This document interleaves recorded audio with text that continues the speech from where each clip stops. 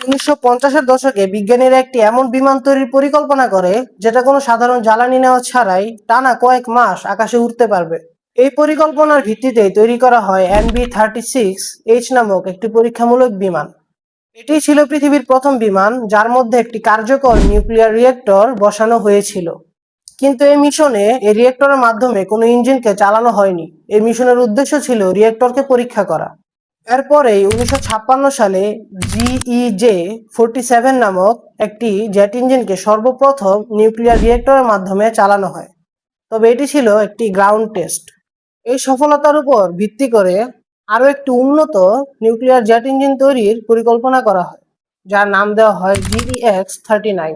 কিন্তু রেডিয়েশনের ঝুঁকি, দুর্ঘটনার আশঙ্কা এবং বিলিয়ন ডলারের খরচের কারণে শেষ পর্যন্ত এই প্রকল্পটি বন্ধ করা হয়।